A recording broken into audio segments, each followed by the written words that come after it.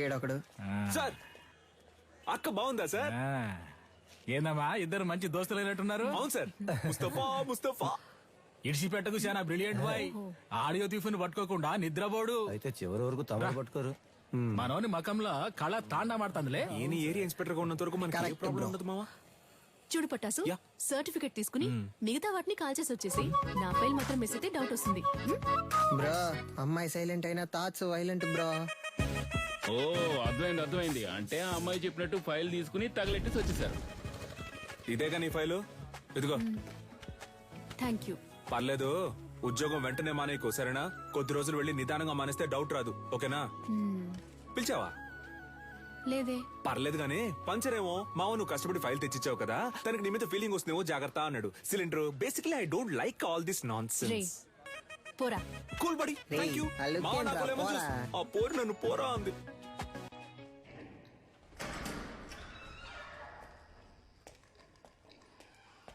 వద్దు, complaint ఏవద్దు sir. ఈ విషయం మేమే డీల్ చేసుకుంటాం.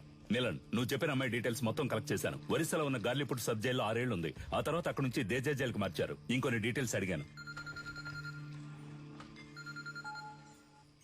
Hello, retired commissioner Gangadhar sir. అవును మేడం, చెప్పండి. సార్ మీరు కన్యాకుమారి గురించి అడిగారు కదా సార్, తను 4 రోజుల ముందు రిలీజ్ అయింది. Thank you.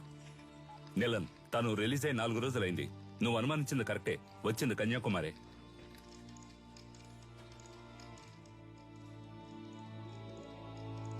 గొలుసు నీకు తను సెట్ అయిపోతుంది అనుకున్నాడు. ఆ అమ్మాయి మనకు సెట్ అవుతుంది నాన్న.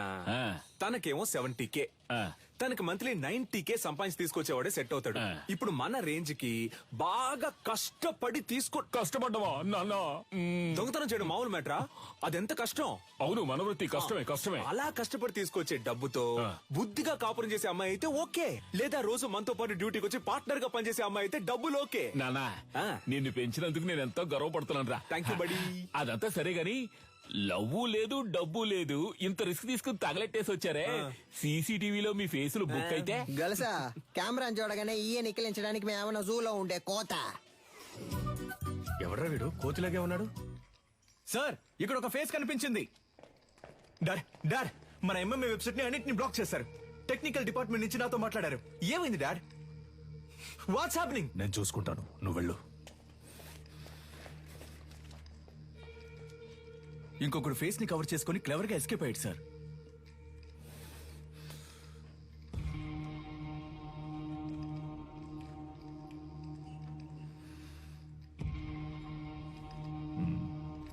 ఇద్దరిని తీసుకొచ్చిందంటే పెద్ద ప్లాన్ తోనే వచ్చింది. సారీ సార్, లేట్ అయింది. ఎంఎంఏ బాగా జరగాలని అమ్మవారి గుడికెళ్ళి అర్చన చేయించుకొచ్చాను. ఇదిగోండి సార్ ప్రసాదం. ఫైల్స్ ని కాల్చమంటే అకాడమీనే కాల్ చేశారు. అయ్యో, పంచర్. దాన్ని వదలకూడదు గంగా. నీలన్, ఇది నాకు వదిలే. నువ్వు ఎంఎంఏ సంగతి చూడు. నమస్తే సార్. నాకు అనఫిషియల్ గా వచ్చేనే హెల్ప్ చేయాలి. ఏం సార్ హెల్ప్ గిల్పంటే ఏం చేయాలి సార్? నేను లేడీ ఫోటోని మీ వాట్సాప్ కు పంపిస్తాను. అలాగే సార్. మీ వాళ్ళని పంపించి తను ఎక్కడుందో కనిపెట్టాలి. తప్పకుండా సార్. తను ప్రాణాలతో దొరికినా సరే, శవంగా దొరికినా సరే. అలాగే సార్. అమ్మా బండ్లో పేపర్స్ లేవమ్మా, పట్టుకుంటే వదలరమ్మా. మీరు వెళ్లాల్సిన చోటు దగ్గరేనమ్మా. ప్లీజ్ అమ్మా, దిగి నడిచి వెళ్ళిపోండి అమ్మా. ఏమా ఇలా రామా. ఇల్లు ఎక్కడికి వెళ్తున్నావు? ఇక్కడే పక్కన కరీంనగర్. ఈ టైంలో ఎక్కడికి? మా చుట్టాలింటికి. ఏముంది బ్యాగ్ లో? ఏమీ లేదు, బట్టలే ఉన్నాయి. ఏది చూపించు. ఏముంది లోపల? సిలిండర్ కాల్ చేస్తున్నారా? ఒక నిమిషం ఉండు. హలో.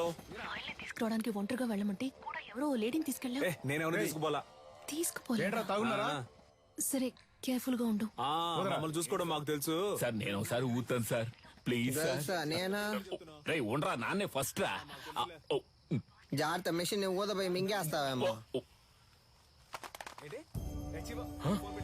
ఎక్కడదమ్మా ఇంత డబ్బు? నాదేనండి. మళ్ళీ చేస్తాను, పెట్టే.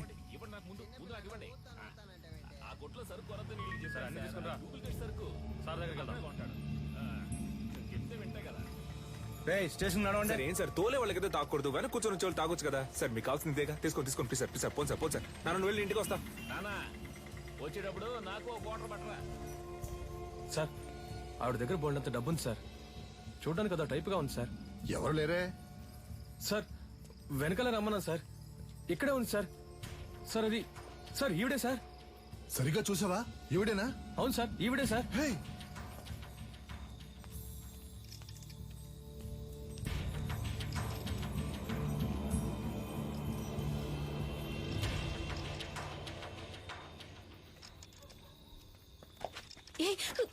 వదలు.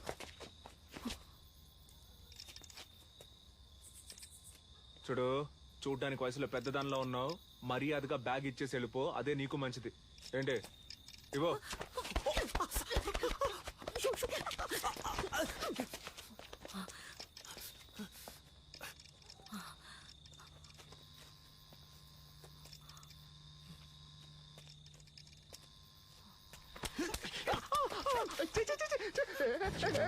తిప్పికుంటే బాగుంటుంది చెప్తున్నా. వదులు.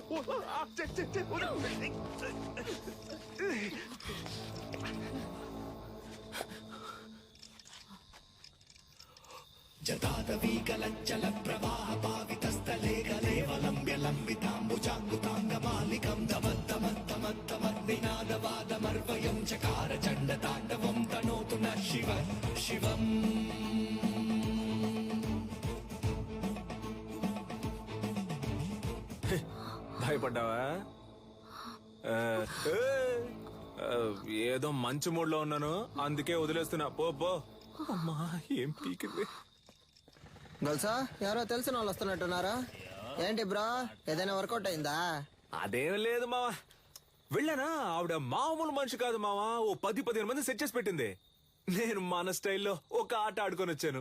ఎవరు నువ్వు? నేను మొత్తం చూసాలే. నువ్వు తోపులా బిల్డప్ ఇవ్వడం చూసాను, తోక ముడుచుకొని రావడం చూసాను.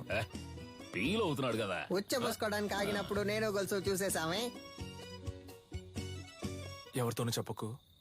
నాన్న, అదేదో పెద్ద రౌడీ బేబీలా ఉందే. ఇలా చూడు, మన వృత్తిలో మాత్రం దొరికితే దున్నేస్తారు, చిక్కితే చీరేస్తారు. నీ ఎంతో పంచులు ఆపుతావా నాన్న? అది కాదు నాన్న, ఆవిడ దగ్గర చాలా డబ్బు ఉంది.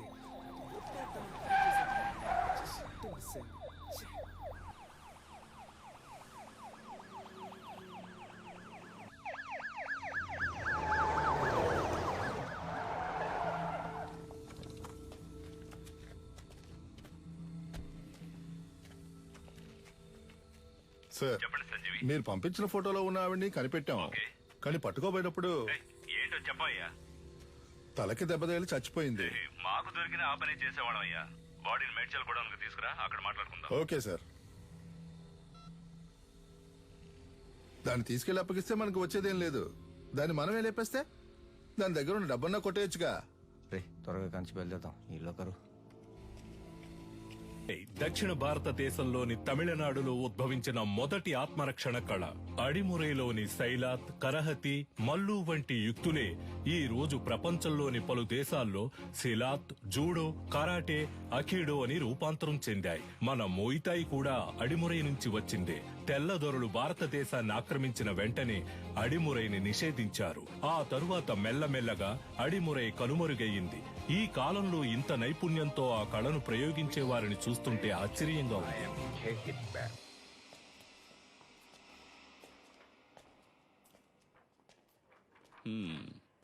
ఎలా పట్టుకోవడానికి ట్రై చేసినప్పుడు తలకు దెబ్బ తగిలి చనిపోయింది కదా. Sorry sir. కన్యాకుమారి దగ్గర డబ్బులు గుంజిన వీడియో వైరల్ అయినందువల్ల వీళ్ల మీదే తప్పుందని కమిషనర్ కేసు క్లోజ్ చేయమన్నారు. మీ ట్రీట్మెంట్ కి సెట్ అవ్వదు. ఏంటి? దీనికి అడిమురయ్యే వైద్యం.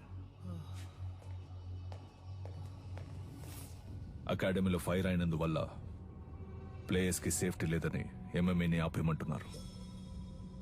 టెక్నికల్ డైరెక్టర్ ని కలిసి మాట్లాడడానికి వెళ్తున్నాను. నేను బ్యాంకాక్ నుంచి తిరిగి వచ్చేలోగా తను చనిపోయిందని న్యూస్ వినాలి.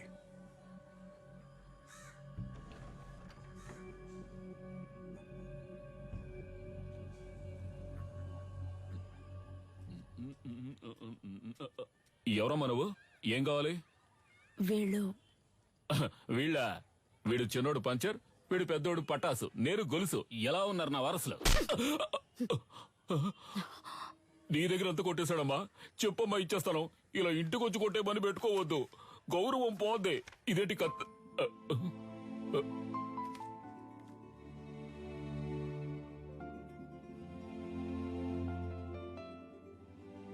నన్ను క్షమించమ్మా.